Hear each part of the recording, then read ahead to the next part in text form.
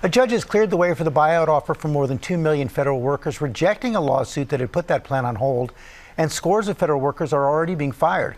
Senior political correspondent Rachel Scott is at the White House. Good morning, Rachel. George, good morning. Well, dozens of lawsuits have been filed, but this does mark the first major victory for the Trump administration. A judge declaring that buyout program can move forward, and this morning the offer is officially closed.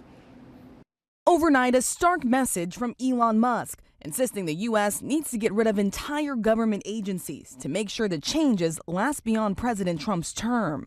If you don't remove the roots of the weed, then it's easy for the weed to grow back. But if you remove the roots of the weed, it doesn't stop weeds from ever growing back, but it makes it harder. So we have to really delete entire agencies, many of them. The billionaire, who is one of the president's most powerful advisors, comparing it to a large-scale corporate turnaround he did at one of his own companies. It's like a big company, like a big corporation, American Incorporated. And, just like with Twitter, there was a lot of stuff that was being done that was unnecessary. The president has directed Musk and his team to significantly cut staffing and limit hiring across all federal agencies. We have to make our government smaller, more efficient, more effective, and a lot less expensive. This morning, the White House closing its buyout offer to some 2 million federal workers, with the choice to resign now or run the risk of being fired. A judge clearing the way for the program to move forward. The White House press secretary calling the decision the first of many legal wins for the president. But the judge did not weigh in on whether the program is legal, instead arguing the unions that brought the lawsuit don't have standing because they are not directly impacted, stating this is not sufficient.